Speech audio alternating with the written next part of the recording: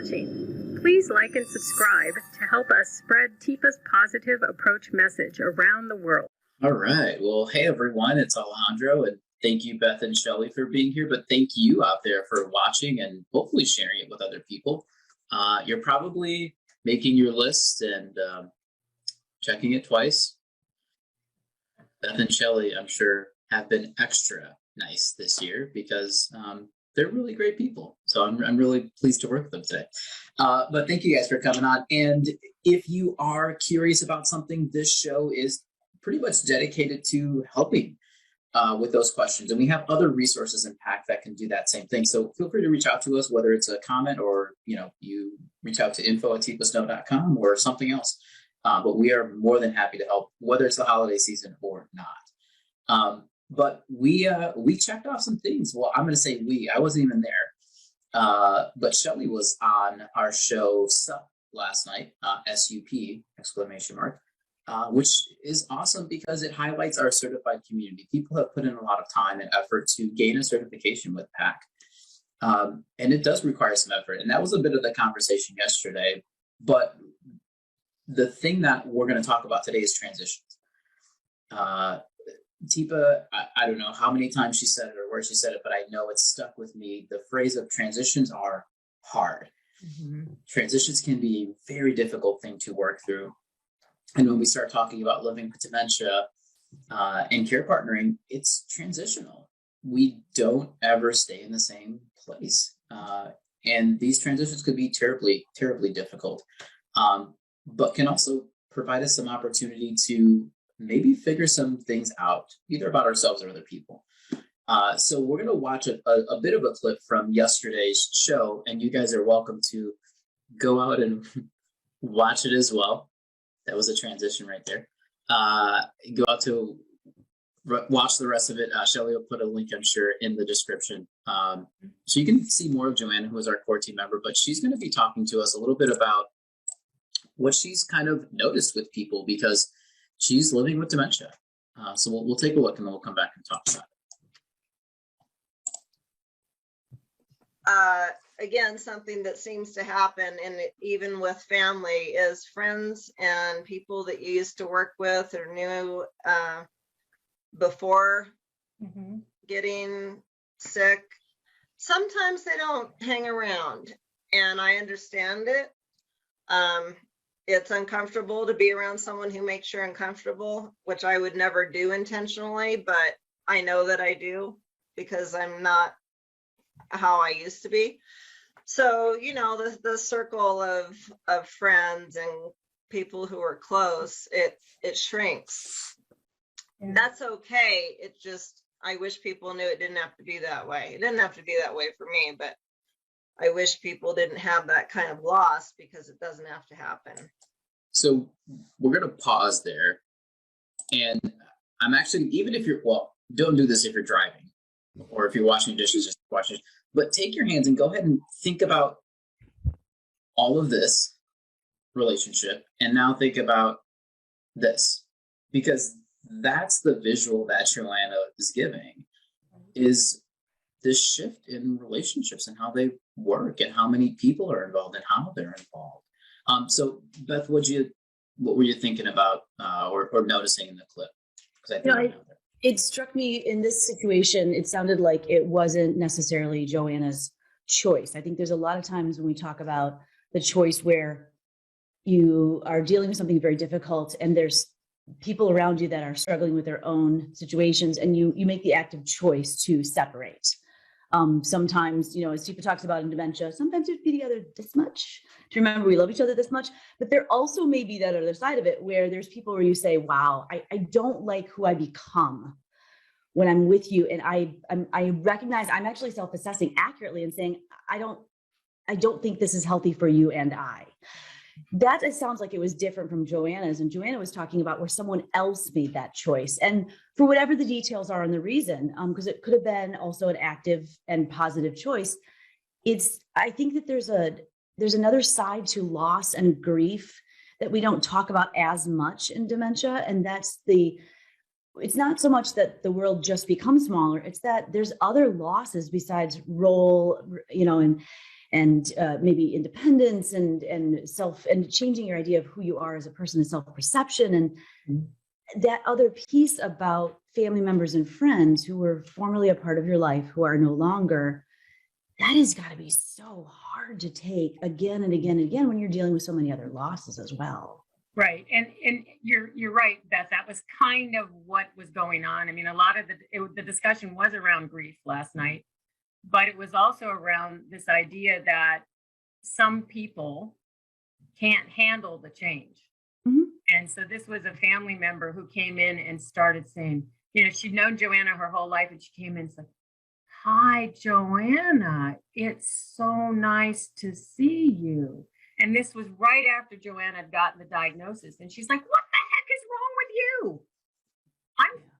She said, it's that she's like, "Well, I thought that's how I'm supposed to talk to you now that you have Alzheimer's." And it was Lack of awareness. it was a lack of awareness. But then when they had more of a conversation, it was more like, "Nope, I can't be in this." And that's also really tricky, because the idea that this person is trying to transition and maintain the relationship. The hard part is we can't do it just by being friendly. right. I can't transition with you just because I'm friendly. I actually need to probably adapt and change a bit. And this is where people tend to start to integrate. I just need to be friendly, and it's like, wait a minute, friendly is okay, but was that your relationship before? Was your relationship that way before? Because that's what we're looking for in keeping relationships and transitioning is, what's the thing that made me like you before? Right. Well, maybe you're a hell of an extrovert. And you come in and give me a big hug. And if you stop doing that, then that becomes for me like, wait a minute, that's not the thing that I want. I want this thing we've always had. And yes, it will change a bit.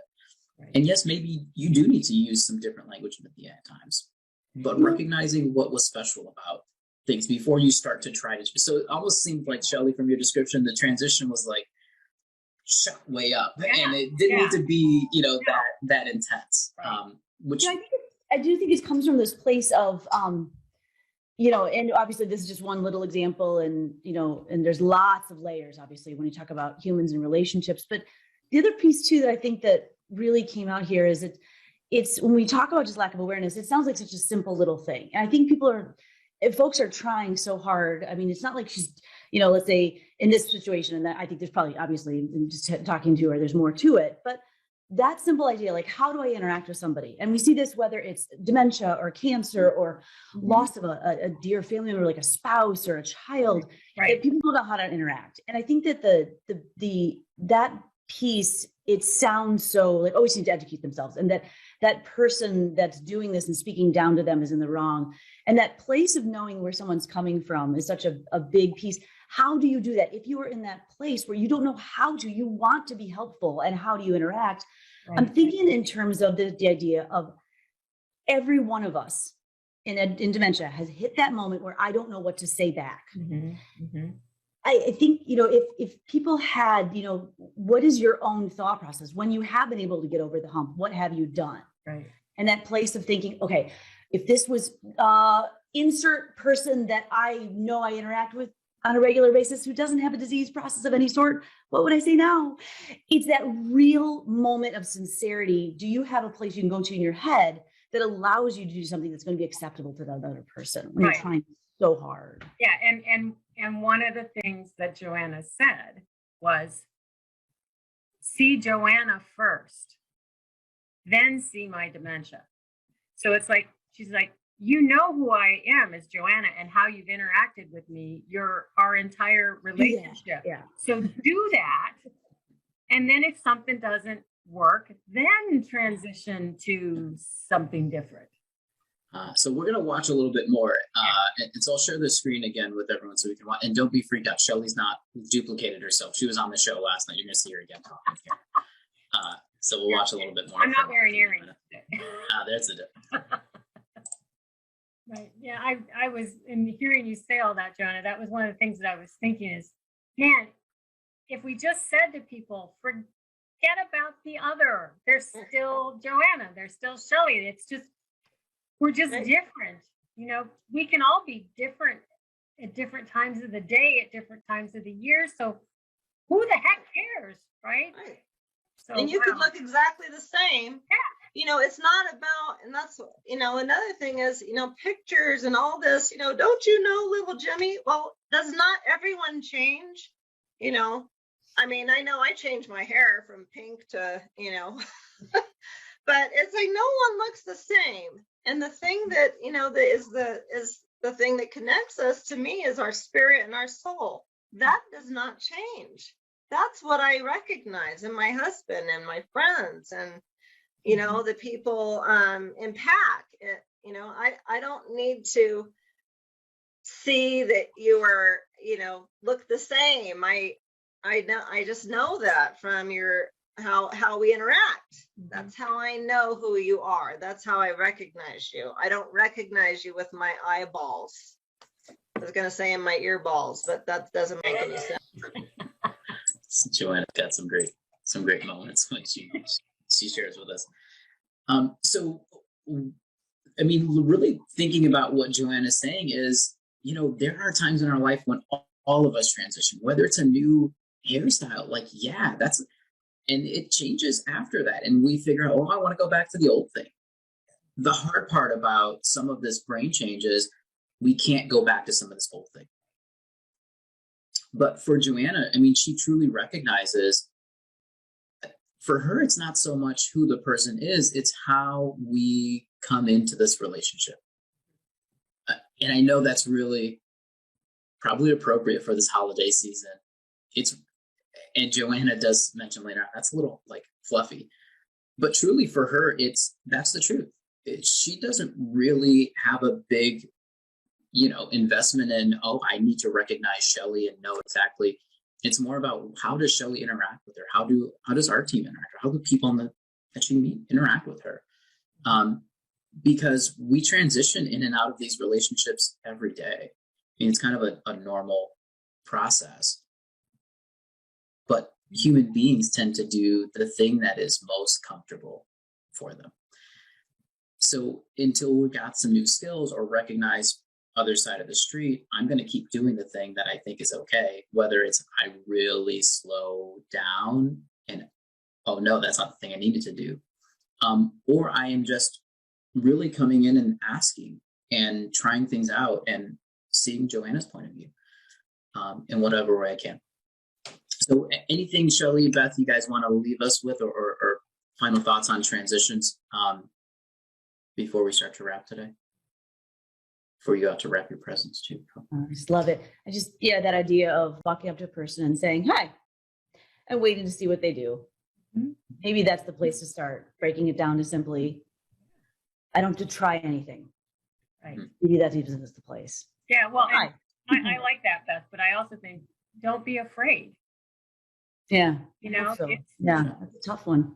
Yeah, I know that's because I don't feel comfortable, you know, right. I don't know about this, but again, if you bring it back to what is the relationship that I have with this person and who is this person, that's what it's about.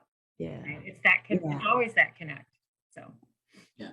So none of us are expecting perfection out of our relationships is what I think I'm hearing, even when it's a point of transition, because it becomes a little more tricky. We want to start to figure out how to work together.